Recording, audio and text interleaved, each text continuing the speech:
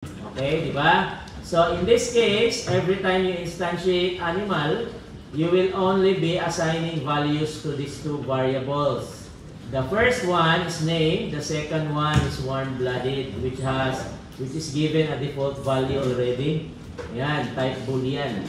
Okay, so every time you instantiate animal, you assign a value sa name and warm-blooded. The name will be given sa animal. Animal here is a parent. So the name will be assigned to this class variable. Okay, the second variable is assigned sa class variable. This will not be given sa parent. Ang parent will only get the name. So this is required. These two statements is required. So for your quiz exam, if one statement is missing, you should be able to know what is required. Since you have two variables, there is only one variable assigned. Warm-blooded is not assigned to anything. Diba? So meaning, you need to create a class variable. So the class variable name is the same as the variable in the constructor. Okay? Klaro ha? So do not make your own variables. If the constructor variable is warm-blooded, variable here should be the same. Just add a self dot. Okay? Ganyan. And what about this one? If this one is missing, pag dalawa naman ang missing sa quiz exam, ayan, dalawa. So how will you know what to type? Mauna ang super. Okay? Super is always the first statement. Ayan. How will you know what variable is going to be given sa super? You look at the animal. If you look at the animal class, animal requires only one variable, di ba? Which is only name. So meaning, ang super will only accept one variable. Di ba? Ganyan. So yan ang i-type nyo. And then, the second is not found sa parent. Walang warm-blooded sa parent. So meaning, this is a class variable.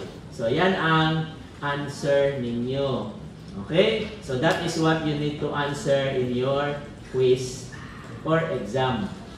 Okay. And then, one more thing. Animal is the parent of mammal. Animal is a class. Is an abstract-based class. So meaning, sound is required. Okay. Pag wala gani ito, this is left blank. Di ba? Okay? So what is the missing method? The missing method is the one that is required sa mammal.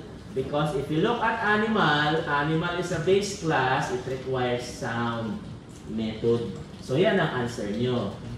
Okay? Ganyan. So ganyan lang ang quiz natin next meeting.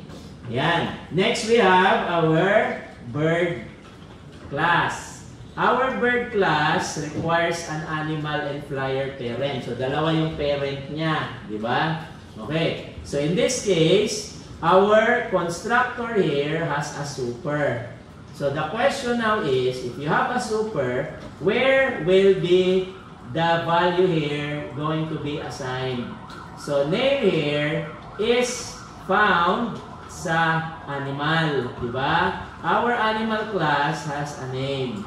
Our flyer class, flyer class, this is also an abstract-based class. It does not have any class variable. So meaning, this particular variable goes to animal. Sa super here is our animal, not the flyer.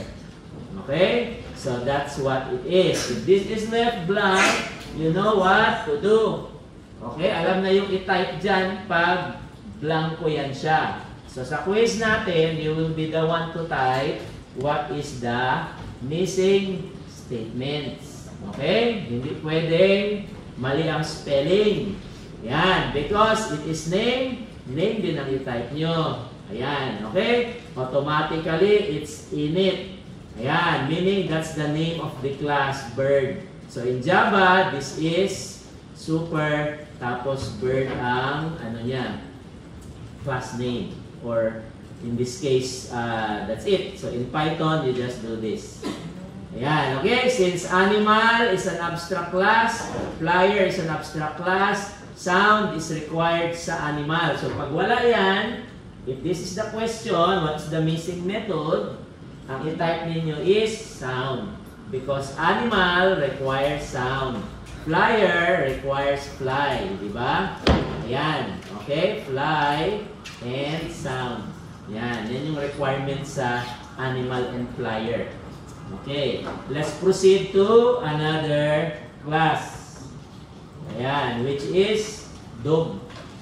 Okay. Our dog is a child class of mammal. Ayan. Okay. So, meaning we will need mammal is a child class of animal. Okay.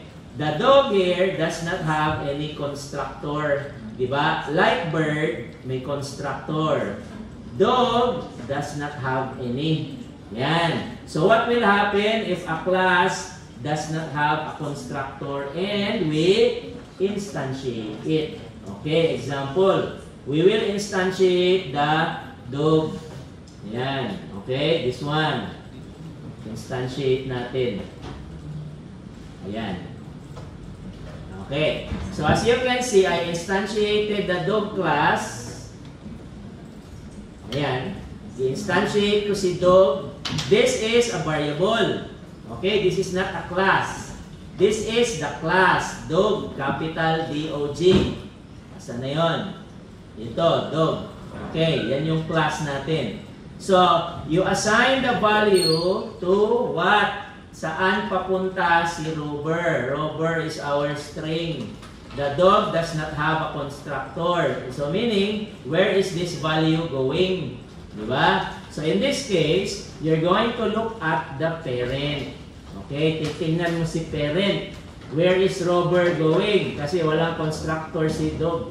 So if you look at the mammal class, the parent, there is a constructor. Yan, may constructor si mammal.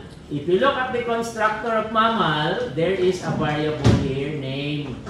Okay, that you will assign sa animal, sa parent.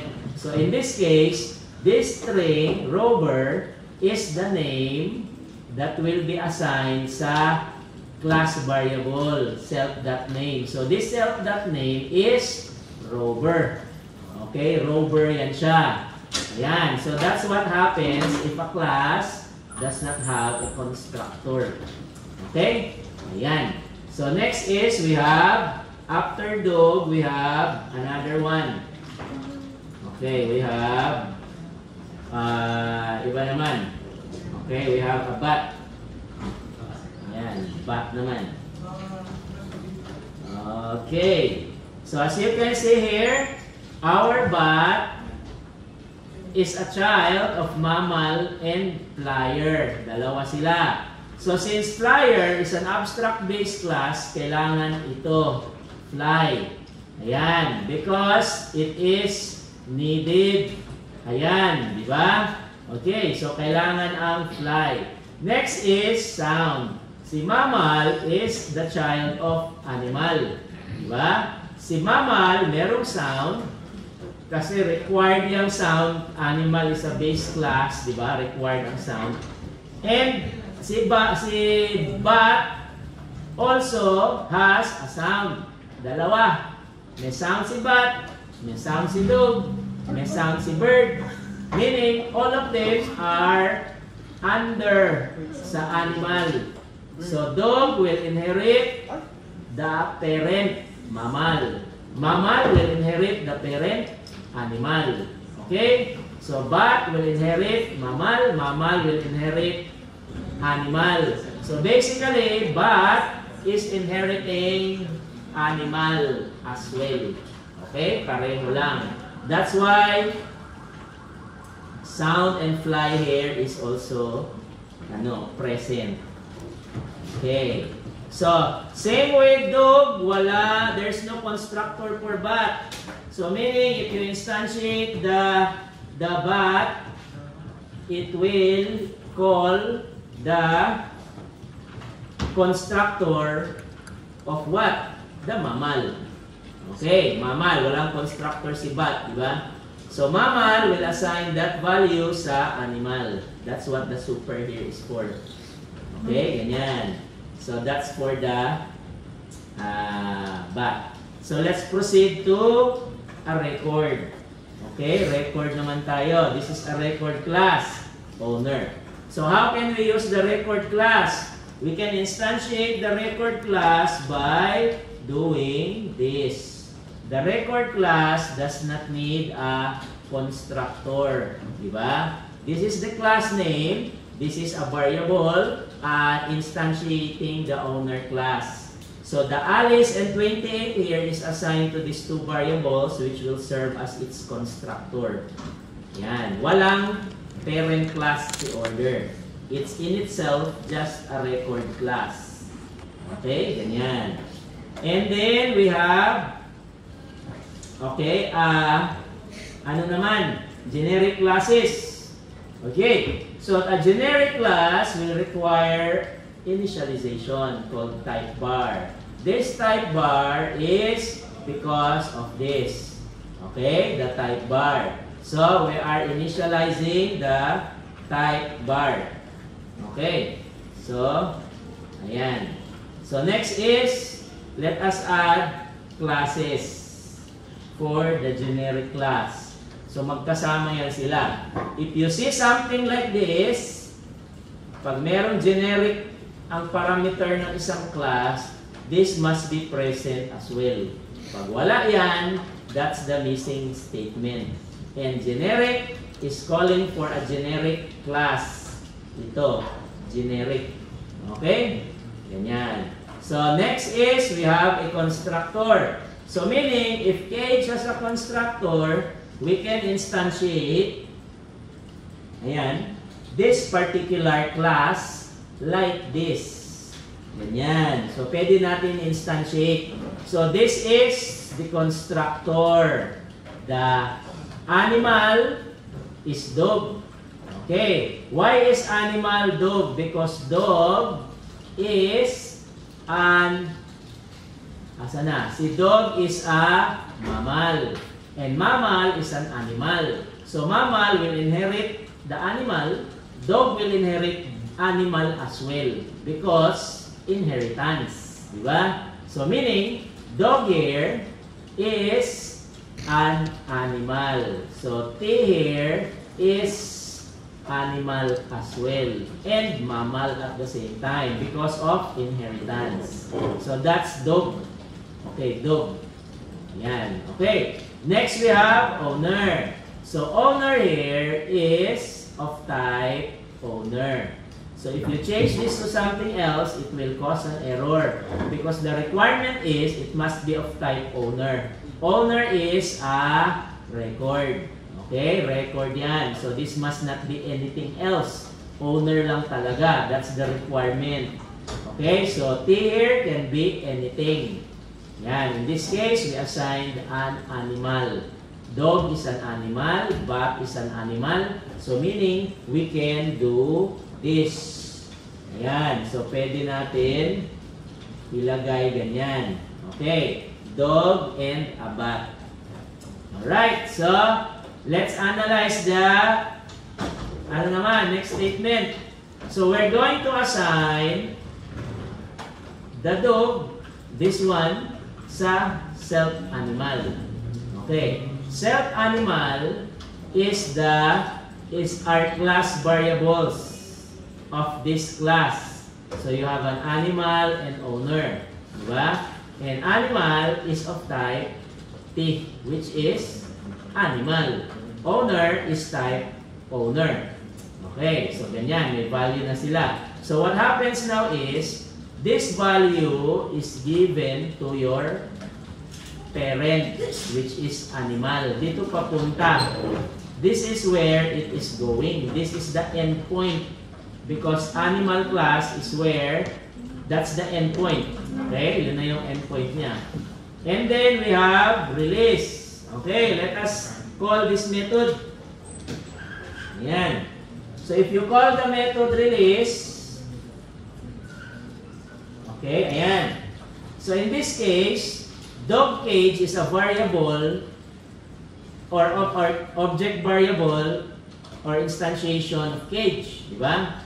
So meaning, dog cage can call release because release is inside or method in our cage class, di ba? Okay, so when calling release, these two variables, animal and owner, is going to be used, di ba? Magamit natin. We can use these two variables inside our release method.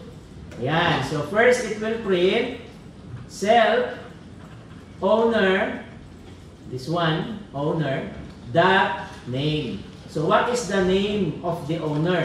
We already assigned a value sa owner, di ba? Which is Alice. So this will now print Alice opens the cage. Okay, ganyan. So that's the first output. Second output is the animal. Ayan. This is of type animal.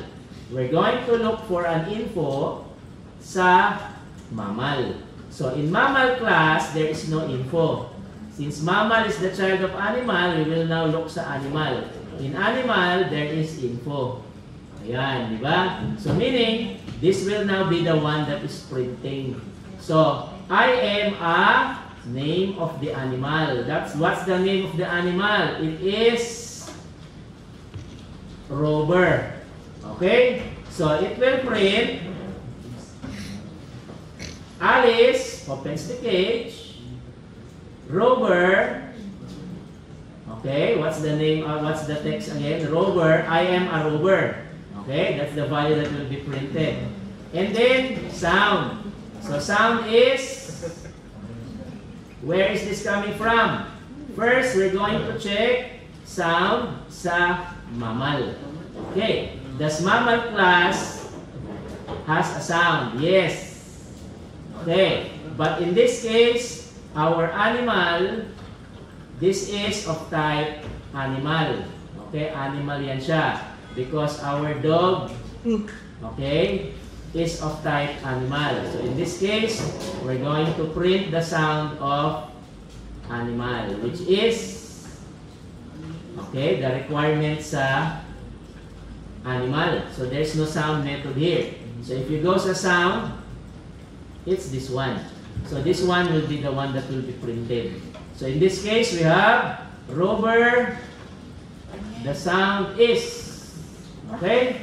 So that's the output for this one. And then, next statement. This one is just an if statement.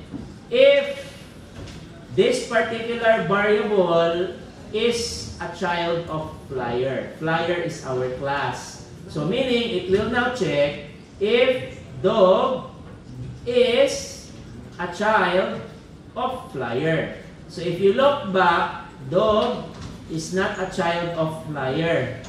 It's the child of mammal. So meaning, this statement is false. False yan siya. It will not print animal that fly. Okay? Kasi false. So the purpose of this statement is, it will simply check if this particular class, itong dog, has a flyer as its parent. Okay. And at the same time, it's a way of checking, this statement is a way of checking if this method exists in the dog class. So your dog class does not have any fly method, di ba? Ano lang yung merong fly method? Mammal, si bat, and bird, di ba? So, si bat and bird lang daw ang nag-apply, si dog hindi. That's why we need to do this if you want to check if that particular method exists or not. Okay? Ayan. Alright. Okay, questions? So, in this case, we have all of these statements that we can print. Ayan. So, we can print all of these statements. Ayan. Okay. So, we have Dog, instantiation, bat, bird, and griffin. So griffin, ayan, I still need to add that one. Okay, this is another, ayan, class. Okay, so this class, as you can see, has 3 parents. Ayan, griffin is the child, parent, tatlo. Okay, so if you have 3 classes, every time you create a constructor for this class, you need to specify where the name is going. In this case, it's going to mammal. So you don't have to add super. Kasi pag nag-super ka dyan, you have 3 parents, di ba? The purpose of having a super here, kagaya nito, your parent is just 1. Isa lang yung parent mo, di ba? Ito, dalawa ang parent, may super ka. But, flyer does not have a name. Walang name si flyer, di ba? There is no name here. Okay, walang name. Ito siya, has 3 parents. Merong dalawang parent ang merong name, di ba? Meron. Sino yun? Si mammal, merong name. Ayan, di ba? Kasi mammal will inherit animal. So, ito daw na name, nakuha din ni mammal. So, meron ding name si mammal. Okay. But, what about bird? Okay. If you look at bird, si bird is an animal. So, meaning, lahat ng meron sa animal, ma-inherit ni bird. So, ang animal, merong name. So, si bird, meron ding name. So, silang dalawa, merong name. Si flyer naman is flyer, wala. Di ba? Walang name si flyer. So, there are 2 classes here that uses or has a name. So, in this case, which class will you assign name to? So, si mammal. Okay, so si mammal mo ilalagay. So in this case, you don't have to add super because you're going to be specific. Kay nino papunta ang name. Okay, ganyan. And, oh yes. Sir, kung isa lang sir, pwede kang hindi magamit ng super pero yung name isa. Oh yes, pwede din. You can specify this. And then we have here self. Okay, so every time you see some super, if you look at the super here, ang nakalagay, name lang. Di ba? If you look at super here, ang nakalagay, name lang. Di ba? Name lang. Ayan. So meaning, this is the only one with self. Di ba? Yan lang yung merong nakalagay na self. Okay. So meaning, instead of doing this, pag wala yung self, mag-error yan siya. Okay. So, meaning, self is needed. Ayan. Okay, mag-error yan siya. So, meaning, that self is needed. So, why is self here needed? Because you're going to specify a specific class that will accept the variable name. Ayan. So, in this case, you don't have to, pwede mo na hindi lagyan ng self dyan. Okay, so this is optional. Pwede na wala. Okay, required na wala. Kasi Superman, isa lang. If you have multiple classes like this one, you need to specify and you need to add self. Okay, required yan siya. So, kailangan merong self. Okay? Ayan. Always remember to add self if you need to specify which class your name is going. Ayan. Okay? So, that's it. So, you can see the instantiation, dog, bat, bird, and griffin. So, if I run the program now, okay, this is now the output. So, in this case, we have dog cage release. So, this is the output of dog cage release. If you look at release, ito yung release natin. Ito yung release. The owner is the owner class, which is Alice. So that's why you have Alice opens the cage. Info is I am a robber. Ito yung info sa parent.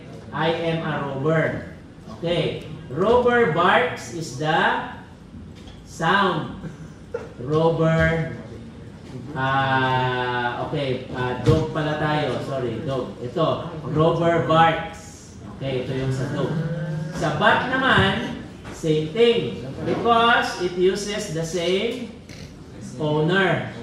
So si dog, bat, and bird, and griffin, isa lang ang owner nila, si Alice. That's why these are all Alice. But sa ano naman, sa info, iba ang name ng animal. We have robber. Okay, ito. Bruce for the bat. For the bird is Tweety. And the griffon. Ayan, iba. Okay? And then for the sound. Okay, for the sound, we have for dog. So for dog, we have robber bark. For the bat, we have the name of the bat screeches. Okay, that's the name of the bat. And then for the bird, we have the name of the bird flies. Okay, ito, sound, chirps. And then flies with wings. So this statement, fly is fly with wings, flies using echolocation, is only present if that child, parent, is a flyer. If it's not, there will be no fly. Kasi sa dog, does not fly. So there is no statement na flying sa dog. Ang meron only bat and bird and griffin because they all fly. Diba? So griffin has fly and it's a flyer. So in this case, merong fly ito sila except kay dog wala. Okay? Ganyan. Alright? Okay, questions? Sir, asan galing is instance, sir? Asan ang? Sa taas, sir. Yung, Asan? If ano siya, is This one? Asan galing is instance? Okay, is instance is simply a method. Okay, that you can call. So if you print this one, pwede natin i-print yan. Ayan, so i-print natin. So if I print this for example, and I do something like this. Okay. This will return either true or false. So in this case, is this statement true or false? Si bat is a child, okay, of flyer. So meaning, there is a fly method. May fly method yan, di ba? So this statement will return true. True ito. Okay, what about this one? So this will only return Boolean values. Si dog naman is not a flyer kasi walang flyer si dog, di ba? Ayan, mama lang si dog. Okay, so this will return false. False ito. So this one is simply a condition. It will simply check, the purpose of each instance is it will check if this child, parent, is flyer.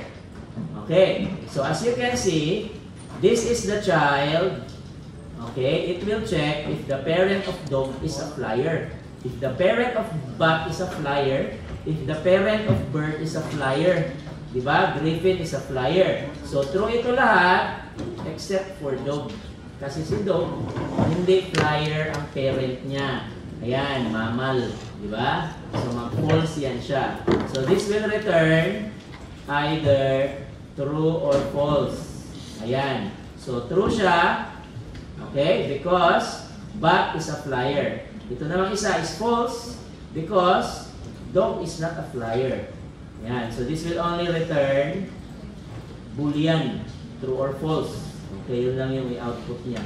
So is instance is built-in function? Yes, built-in function. Wala siya, kasali siya sa import, sir. Is instance, wala na yan. Parang i-check niya is array, is list, ganyan, parang is Boolean. It's just a way of checking if this is true or false. Ano lang yan? Sa typing na sir. Hindi. So wala yan, wala ito naka-declare, automatic na yan, reserved word. So in Python, basta may makita kayong color violet, ayan, hindi yan siya pwedeng gamitin. So, ano yan siya, method or function like print is instance, di ba? Pareho ng color violet. So, meaning, lagyan nyo yan ng parenthesis, di ba? Okay. Ito naman, str, you cannot use this one. Ayan, so these are all reserved words. Ayan, mga reserved words na. Color violet at saka color orange. Tsaka blue. Ayan, mga reserved words na yan. May mga color coding. Ayan. Okay. Questions? So for your quiz next meeting, I will leave some statements blank. You will be the one to type what's the required statement for the program to work. Ayan, okay? Because if my question will be output again, same sa quiz 1, you will not look at other classes. Di na ninyo nitanawon. Di ba? You will not even look at records or abstract classes. Wala na. Because you will automatically assume that the program is correct. Di na ninyo nitanawon. There are no missing statements man. Kaya output naman diretso. Ayan. So for your quiz to next meeting, you need to know what is the use of each statement. Hindi pwedeng na-code, wala mo kabalo para asa na siya. Okay? Kabalo mo sa output, but you don't know what each statement is for. Diba? So yun yung importance sa quiz to. Yes. So, yung input namin sir is yung line sir, tapos... line. Line lang sir. Yun lang. You just type this one. If this is what is needed. So, line number sir. Asan yung? Line number sir. Wala na. Missing lang. Yan lang yung missing. Okay? So whatever statement is required in that particular line, wala yan siya, yun ang i-type nyo. So the spelling must be correct and the arrangement and order. Hindi pwedeng bali-bali. Yung spaces, sir, kunyari, self. Wala na yan siyang spaces. One word lang yan lahat. Yan, one word lang yan. Kasi mag-work kung dito pa rin sa if my space, you create sa yung name. ito siya, one word lang lahat, no spaces. Ilagay ko lang doon sa instruction, no spaces. Kagaya nito. So, walang space yan. Okay, para hindi kayo mamali. Kaya mali manggod niya pag nag-space ka. So, no spaces. Alright. Okay. Questions? Yan, wala na.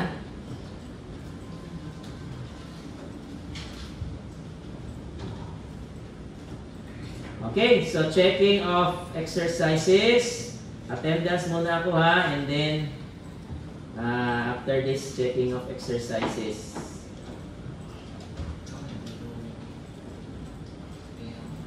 Okay, attendance tayo.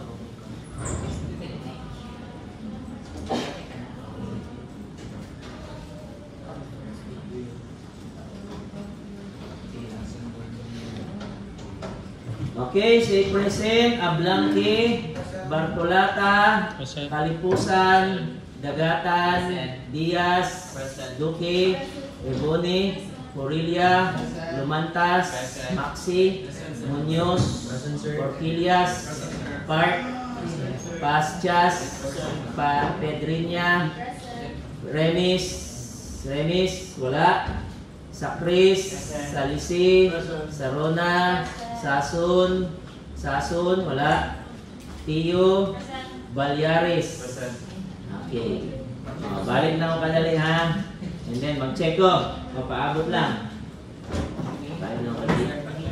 Okay, ready na daan ha. Mga 10 minutes. Balik na ako kadali.